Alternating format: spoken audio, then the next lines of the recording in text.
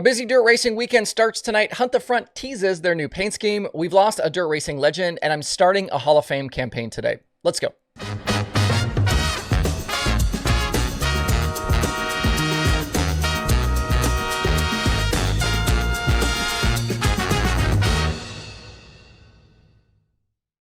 It's Thursday, May 16th. I'm Justin Fiedler. This is DIRTRACKR Daily presented by Kubota Genuine Parts.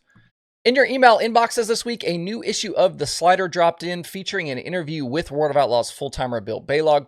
Bill is in the midst of his rookie season and has been very impressive. He's led laps, he's picked up top 5 and top 10 finishes. He chatted with Jordan Willman on how it's all gone so far, and if you don't get the Slider, you can sign up for free to get those periodic emails featuring pieces from a number of different contributing writers. You can check out the Balog piece and subscribe free over at dirtrackr.com/theslider. Also, I'm putting up a quick discount code for DIRTRACKR merch for the next 24 hours or so. You can get 25% off stickers and the remaining shirts I have in stock with code DAILY2024. You can use that code at checkout and save yourself some cash. That's code DAILY2024 for 25% off at shop.dirtrackr.com. The dirt racing weekend kicks off tonight with 2 national series in action. First, the World of Outlaws late models begin a busy 4-race stretch. They're at Raceway 7 tonight in Ohio, and then they've got stops at Bedford, Marion Center, and Path Valley coming up through Sunday. Ryan Gustin is the most recent series winner from May 4th at Mississippi Thunder, and Brandon Sheppard is the Outlaw Championship leader over Nick Hoffman and Cade Dillard. Hoffman with already 3 wins on the season, and I think he and Bobby Pierce will be the toughest contenders for Sheppard for this championship. I really like what Hoffman's doing right now. Really strong, really consistent. This guy knows how to win at all sorts of levels of dirt racing, and I think he could be tough here. Pierce is still 118 points back in 7th after those tire penalties. And he struggled last weekend in Illinois, which I thought was a little surprising, but I would expect him to continue charging up through those standings and really be in contention for this thing by season's end. Hopefully the weather plays nice through the weekend and we get to see all of these races. In New York, high limit is in action at Outlaw Speedway tonight with Utica Rome up next on Friday. Remember that the Saturday show at Fonda was canceled.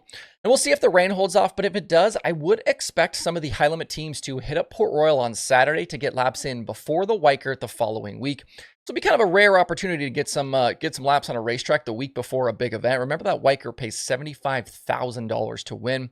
Looks like the series is expecting mid-30s for car count tonight, and with these races traditionally being all-star stops, I think it could be some good chances for Tyler Courtney to try and chip more into Brad Sweet's lead. Some notable drivers that are still winless this season with high limit include Rico Abreu, Justin Peck, Spencer Baston, and Zeb Wise. As for the World of Outlaws, they begin a 10-day swing of races through Ohio starting tomorrow at Attica. They'll follow that with a Saturday race at Sharon, then to Atomic for 2 nights the following week, and then Fremont on Monday, May 27th.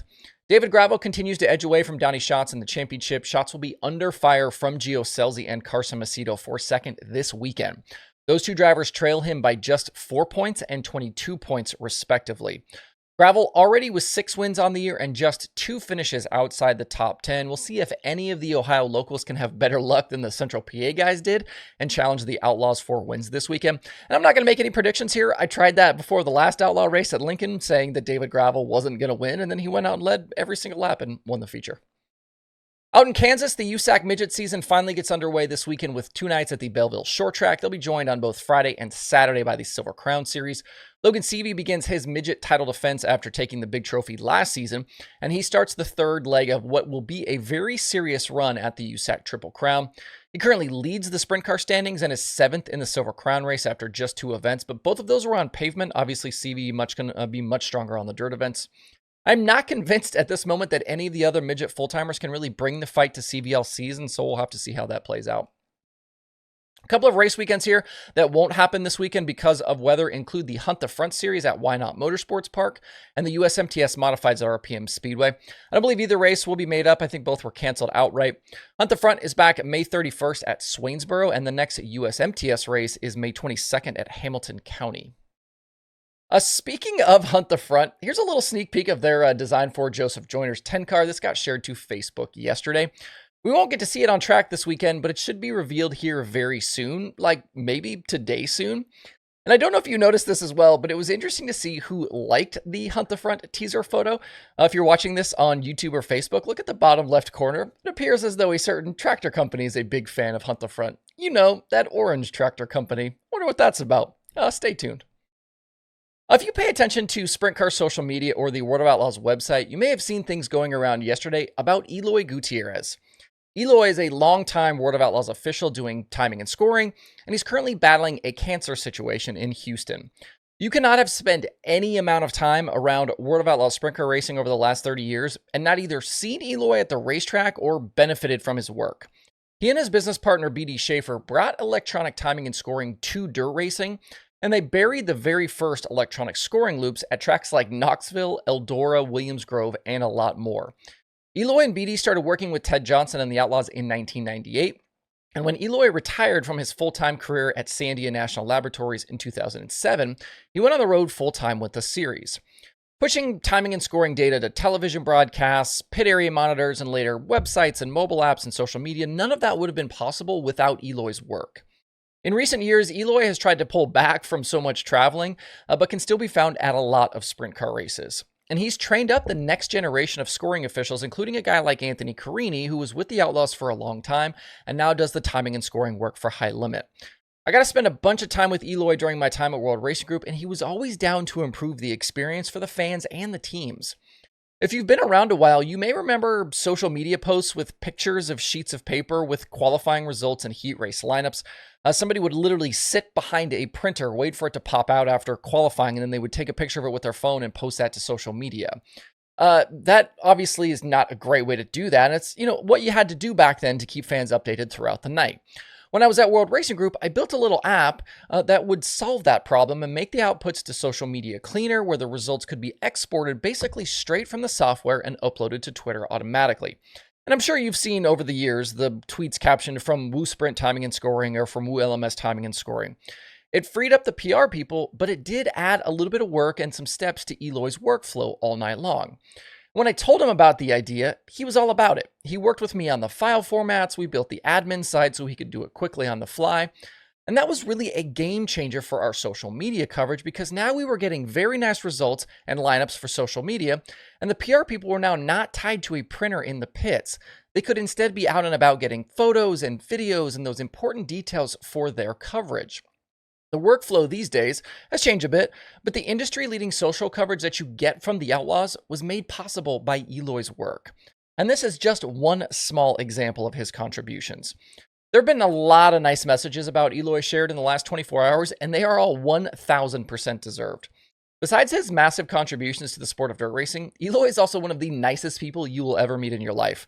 I've spent plenty of evenings on his motorhome couch shooting the breeze, and he was always quick to offer a beer and a Klondike bar. And poor Eloy, he's also been involved in a Fiedler Thanksgiving. We invited him over to the house when we had 12 or 15 people over. I'm sure he was overwhelmed, but it was great having him. In Eloy's message shared through the Outlaws, he wasn't asking for anything, but instead just wanted to share his situation and let everybody know that he's fighting. I, though, do have a request to make of the industry about Eloy. I know that Bob Baker with the Sprint Car Hall of Fame tunes into this show, as do plenty of other influential folks, and I think it's time to get Eloy into the Hall of Fame for his incredible contributions to the sport.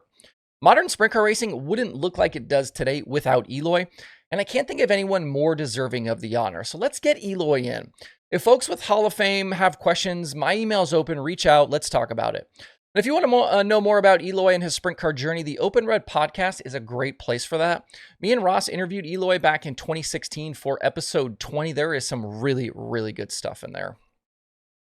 Before we close out today, so long to Dirt Modified Hall of Famer Barefoot Bob McCreadie. He died Wednesday after a long illness. McCreadie was a decorated racer competing at tracks all over the Northeast from the 1970s all the way up into the 2000s. Speedsport listed him having in excess of 500 wins in his career. That included victories at Syracuse in the Big Block in 358, plus Super Dakar Series Championship, Super Dakar Series wins, track championships, all of that. Bob McCreadie, obviously the father of current dirt late model racer Tim McCreadie, who himself is also insanely accomplished. Barefoot Bob was 74 years old. That's it for the Daily Show this week. Keep an eye on DIRTRACKR.com/watch tonight for your weekend streaming options. As always, you guys tuning in and supporting Dirt Tracker, very much appreciated. Hope you have a great Thursday out there. We'll see you right back here on Sunday.